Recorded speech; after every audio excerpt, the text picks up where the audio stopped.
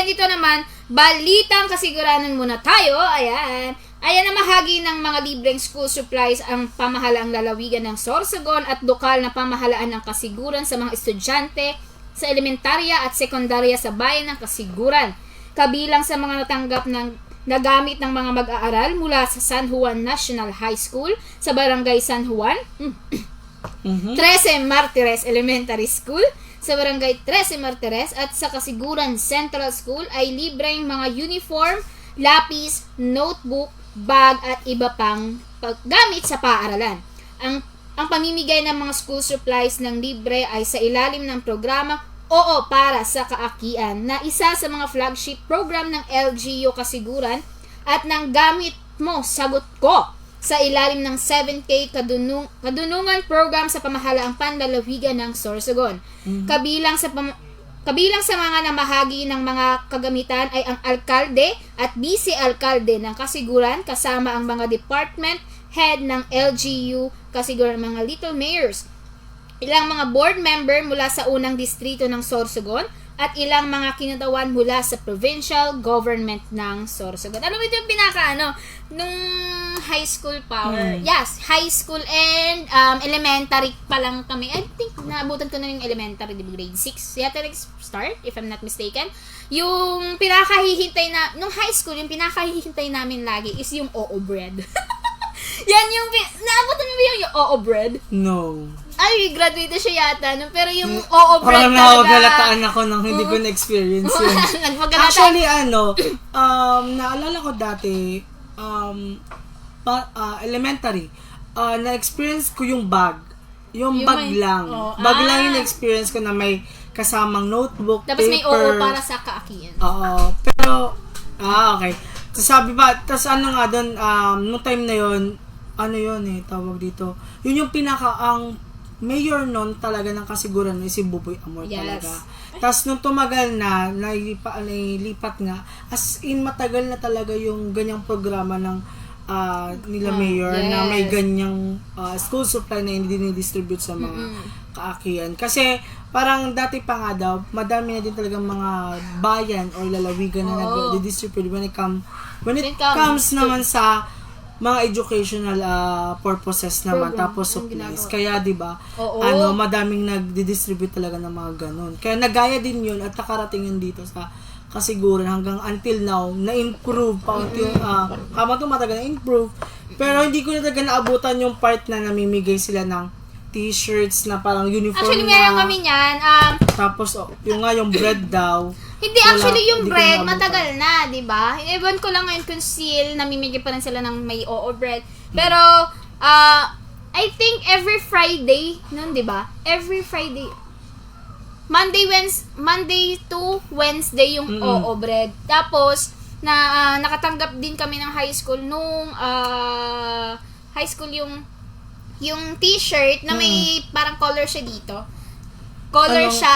And yung color kasi niya, nakadepende sa kung anong grade level. Grade level. Kunwari, green sa sa freshman, sa grade 7, yellow sa second year, third year, fourth year, iba-iba na. And yung sa naman, yung sa senior high is color black, if I'm not mistaken. Color black sa amin nun eh. And yun din yung ginagamit ng mga other students, yung mga walang pambili na masyadong uniform. Ay, nakakatulong din yun kasi syempre, hindi naman lahat talaga afford yung uniform, na makabili ng uniform. And it's very helpful na merong ganyang program sa ng government. Kasi diba? Dati, syempre, dati naalala ko nun si mama, di namin afford makabili ng like mga magagandang klase ng t-shirt, na white t-shirt, like swerte mo na pag mapera ka na pag naka-Kentucky white t-shirt. Kasi mahal talaga yan eh. Pero yung alternative, blue corner ng alternative na ginagamit na t-shirt. Tapos ako dati, okay lang. Pumupunta kami na ukay-ukay para makahanap lang ng white t-shirt pang uniform lang. Tapos yung mga pantalon, pinaglumaan, paparepair mo lang, tapos yun ay gagamit. Okay na ngayon, yun. napakaswerte na ng mga kabataan, lalo na yung sa elementary hanggang high school na nagpo-provide na mismo talagang gobyerno ng mga uniforms para lang din makapasok yung mga walang uniform. Ano yun, parang may bag, may, yun nga, May notebooks, ballpen, lahat, lapis. actually lahat, notebook, ballpen, tablet paper, tamba, tablet, Sa high school tablet. tapos mga yung parang, yung lalagyan niya, yung envelope na white, dyan siya ilalagay, tapos, yung isa naman is payong. Oo. Payong na parang... Nalala ko yan. Kaya nga madaming iba-ibang kulay na payong tapos nakalagay na logo ng Kasiguro. Tapos logo ng... para sa kaakian. Ayan. Parang, yan yung mga dati na, mga, na-experience ko din. Kasi, yung naalala ko dati noon, yung tuwing tag-ulan talaga. Sobrang nakakaano nun, no? Tapos naglalaro pa tayo dun sa playground na yung Elementary, di ba? Elementary, tapos mag-ano ka. Yung slide doon. Oo. Actually, hindi pa tinatanggal yata yung slide Until doon. now, may slide pa rin ata dun eh. Doon ako nagaluan. Nagsarumo ka dito, be. Nagsarumo ka dito. Wala Tapos sa joke. Tapos napunit-punit pa ang yung short no. Actually, yung doon, yung elementary kasi, di ba? Before yung, what do you call this one? Parang tinayoon doon sa may sa may hoy. Hoy. Hindi ka narinig. Hindi kasi dati kasi ang pinaka-building lang dati na yung high school ng grade 6 at grade 1 ngayon. Ngayon madami ng mga bagong development doon ng mga uniform. Meron na dong mga bagong rooms na na-renovate, may mga bagong nagawa. Yung elementary din kasi, yung time natin sa elementary, di ba?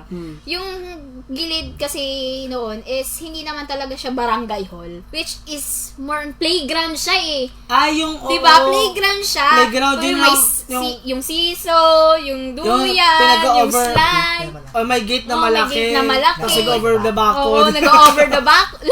Ba't alam niyo yan? Over the back. Siguro na-experience din yung nag-over the back. Lalo sa mga kabataan na nag-escape sa mga klase, nag-over the back.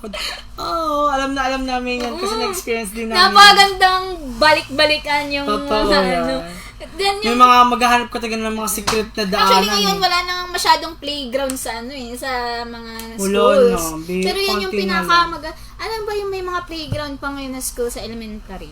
Yung I think siguro mga baryo like San Juan. Oo, pwede. San Juan. Possible pa.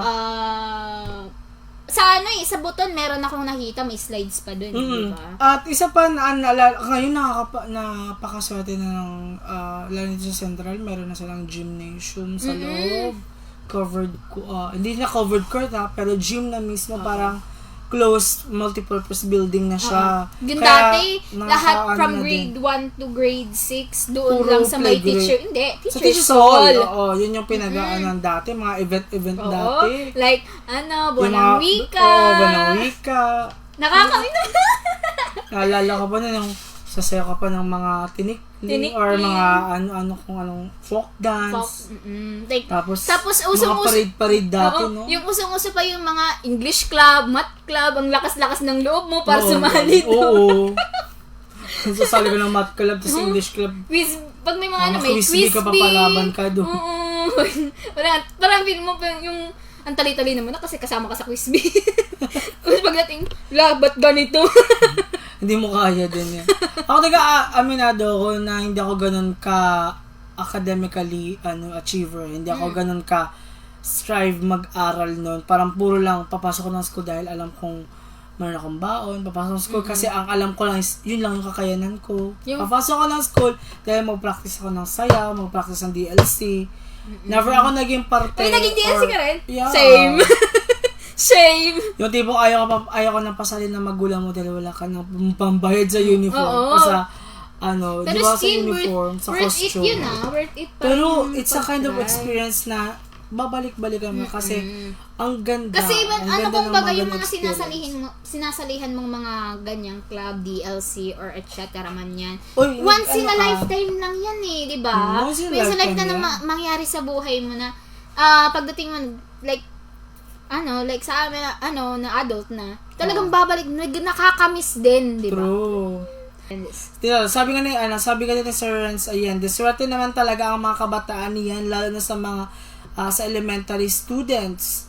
Dahil na nakatadiki, naglalayog na eraser at chalk board. Ay, naranasan mo ba to? Yes! Same! Tapos yung ano, Ikaw, naranasan mo rin ba? Mabato ng eraser? Maganon-ganon, tapos pispis. mapispis, tapos Actually, maganon-ganon. Actually, yung kagandahan Mga ganon-ganon. Dati po yun. Di ba yung kagandahan din sa part na yun noon is nadidisiplina rin yung mga, yung mga bata. Hindi lang, Yeah. hindi naman yun act of abuse, but actually, it's a part of discipline. Kasi, diba? dati. Kasi ngayon, parang, para iba na kasi oo, ngayon iba na yung, Kasi sa mga nagdaang araw or mga nagdaang panahon, madaming na-experience yung nakakaiba talaga. Ihalin tulad natin sa ngayon at sa yung noon at sa ngayon. Kahit Ibang yung iba mga na. parents ngayon, saktan, diba? Kahit yung mga parents ngayon, hindi na nila kayang, kumbaga, paluin o kayang madisiplina. Yung iba, yung ibang parents, hindi kayang Iba na kasi yung thinking doon, sabi daw nila, kaya daw di nila na didisiplina ng ganon, kung anong pagdidisiplina ng dati. Kasi, parang pinaparating din nila na ayaw nilang maranasan ng anak nila kung ano yung mga naranasan nung mga panahon. Pero syempre, kailangan disiplina. may disiplina pa naman in a way na dapat sana, hindi naman ganon kasobra kung ano noon. Sana naman, yung disiplina na magkaroon din na parang maalaman yan na pagiging pakikipagkapata. Kasi kung yung pagdisiplina sa atin noon ng mga teachers, magulang natin, is para malaman din natin paano tayo rumispeto sa kapwa natin. Parang, paano natin mapaninindigan o magiging strong ba yung isang personality ng isang tao kung hindi natin maranasan yung mga ganong bagay. Kasi alam natin, di ba, naman na hanggang ngayon, na kahit isipin man natin na masasakit yung mga na-experience natin dati, o parang ngayon, tawag dito, wala na lang. Na lang siya. Parang kalma lang, okay kalma lang. Parang nakakatuwa na lang kasi na babalikan natin in a way, ganito pala yung dahilan. Bakit ganun yung nangyayari dati. Para, indisiplina. Tsaka dati, kung babalikan din natin, yung kumbaga, may kasabihan dati nun di ba? Na kapag nasa school ka, yung second parent mo is yung teacher mo. Totoo yan. Kaya nga dapat yung mga magulang.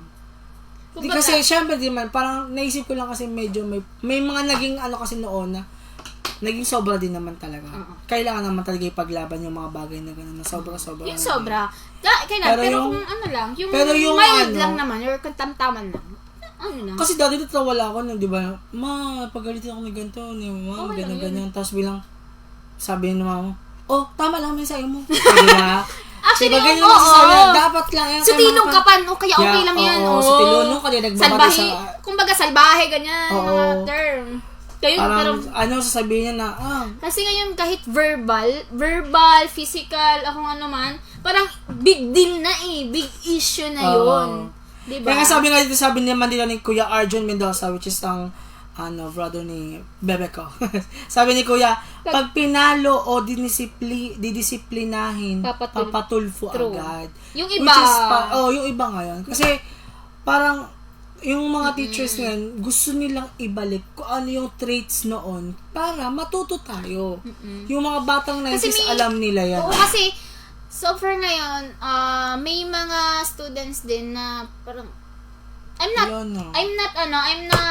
referring to all the students, pero may some of the students nawawalan din ng respeto sa teachers. Totoo yan. Parang kung saan, hindi nila tinitignan as a teacher yung isang teacher. Minsan, iba na yung nila. Tapos sabi nga dito ni Sir Renz, may sinabi pa dito, isa lang ibig sabihin yan, hindi na tayo pabata. And actually, totoo ka dyan, Sir Renz, hindi na tayo pabata. It is a memory na lang talaga, memories na lang talaga na nag-reminisce tayo ng in a way na naaalala natin tapos, kung ano yung mga dati. Oo, tapos nung elementary kapag kunwari noisy ka, pupunta ka sa harapan, tapos yung book, yung libro, sa ulo. Hindi man siya, na parang doon ka lang, tatayo ka lang. Yung ulo. Minsan nga, magiging talkative. Di ba? Pag madaldal ka, pakainin ka ng... Ako, nalalaso na naman, pakainin ka ng sili. Sisilian yung dila mo, parang tumigil ka, kakaingay ka. Kasi, minsan, dyan yung lumalabas yung mga president ng mga school sa room. Ang president ng mga estudyante, magsitigil nga kayo, mag-ingay kayo, iingay nyo.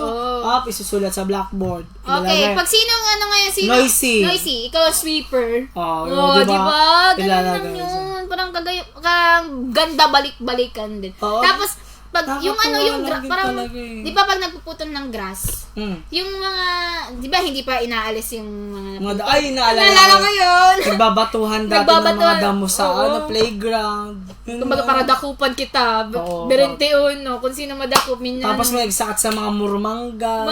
Sa pili. Dahil mo na kayang pili, mga mangga lang. Ito na mangga na sa ragdayon labang nagkikiritay-kita. Mangga, bayawas. Totoo. Na mayawas. Minsan nga, minsan, no, elemental line, uso ka to na, na mauruli baga. O, di ka makaon. Sige, makaon ka to. Anong sira mo? Anong sira mo, di ba? Ganun yung mga usapan Cute. dapat ng mga, elemental. Sabi nga ni Sir Rance pa dito, Tapos pag share na lang ng kung ano yung wala ka, ang ulam ko adobo, ito yung palatoyo, tapos tika, charis. May mga ganun lang, email lang po. Sabi dito ni Sir Renzo, shoutout sa mga kabatch ko na sa elementary grade 6, nag-escape para magkararigo sa salong. Kung mga pasawa. Actually, delikado yung mga ganyan. Kasi, may nakikita ko may naglukso dyan sa suba. Oo. Dito sa may tulay, naglulukso dyan, di ba, nagkakararigos ng mga ilong. Tapos usuhunan pa dati ang batag baga na ilalampaso sa... Pero hindi mo nagad maimod hindi mo na masyado makita na yung... Hindi continue naman siya. Hindi mo na masyado makita na yung mga... yung mga students na maglinis dito, maglinis ng may mga general cleaning pa, no? Oo. Tapos nakaka-excite nun pag merong mga may mga camping. Oo. Like Boy Scout, Girl Scout, Yes, yes, ganyan. Mga kakatuwa yung mga camping pag yung sabi na, ay, camping. Yun, di naging exciting part yan. Tapos pag, uy, kanyata lang tapos yung yung tipong, magtururog nga, di kaya, parang, kala mo, ang dami mong mamimit na friends. Oo, totoo. Galing sa ibang school, nakakausap mo. Bawal ng escape dati. Talaga, bawal kahit ngayon, bawal din. Diba, parang, noong time na yon dati talaga, bawal naman talaga ang ganun. Kasi, syempre, parang obligation kasi oras sino yung nakatokang teacher siya yes, yung doon may obligasyon at mangyayari noon kung ano bang mangyari sa mga batang yun. Salo ng teacher. Yes, kasi during school hours yun. Oo, tsaka kunwari advisory class mo, di ba? Kaya di natin masisisi yung mga teachers dahil pag nagagalit na sabi na ay nila lang yan, tawag dito, ipa-withdraw na lang nindo ng klase yan, ipa-drop na lang nindo kung arog man lang ka nang gigibuon, di ba? May mga ganyan kasi talaga na nagiging sitwasyon sa school. Totoo naman na may and going back to dun sa bread or something, bread or para sa kaakian, yung best part kasi that time sa amin nung high school, is kunwari, pag minsan kasi sa isang section, 2 plastic ng ng tinapay. Oo. 2 plastic pwede ka umulit. Oo, pwede ka umulit. Kaso, syempre, may mga matik-matik na sa mga students na, okay, itatago namin sa yung pinakalas. Sa amin na to, tropa-tropa, walang ano-ano. Isang plastic, tinatago. Totoo. Yun yung nakakamiss. Tsaka, nung high school din, hindi nyo papasok yung high school ka na, tapos naglalaro pa kayo ng jumping rope. Oo. Yung di ba yung jumping rope na yung talagang kampihan. Kampihan. Yung jumping rope, hindi yung yung B's. Hindi ganun, yung parang yung papasok ka tapos lalabas, papasok ka lalabas. Yung mga exhibition something. Alam mo na, alala ko pa, kahit high school na tayo noon, naglalaro pa tayo Chinese garter. Parang usong-uso pa. Like, siguro nag-end lang yun. Yung siguro 2012. Pandemic. Pandemic. Tapos until na parang wala na siguro gumagawa ng mga ganyan Ang ganyang activity. bagay. Nakakamiss balikan yung mga ganyang mga moments sa high school and elementary. Kasi syempre, pagdating mo naman ng college or kung magka-college ka man talaga, wala nang Oo, maganda doon ka na sa mga goal mo na makagraduate ka ng college. Yung goal mo na relationship goals. Kasi, hindi may gano'n kasi, di ba? Pag college ka, medyo, makita mo dyan, nung naging jowa mo ng high school, makita mo na, di ba? Nakita mo yung ex, di ba? Unhappy for you. Nagano? Huwag ganun eksena dati nung pag college ka na, yun ang maisip mo. Na makagraduate ka, na magkatrabaho ka. Oo. Tapos, yun nga, yung goal mo na, once na Kumbaga, magkatrabaho ka, bibili ka na ng mga ganito, bibili ka ng ganyan. Actually, kumpara sa noon at ngayon, yung mga kabataan is bihira ka makakuha ng source na, uy, may naganito, may nag-suicide, ganyan. Diba? Ay, dati, wala. Meron, Wala talaga. pero hindi siya yung, Rare lang. Oo, bihira or siya wala talaga. Bihira. Kasi dati ka ini-enjoy Walang kontra Oo, walang dati. kontra. Although kahit sabihin mo natin may mga ganong eksena. kumbaga, Meron ang uso dati talaga. Yung nagaganon. oo. Yun yung Buntis. uso.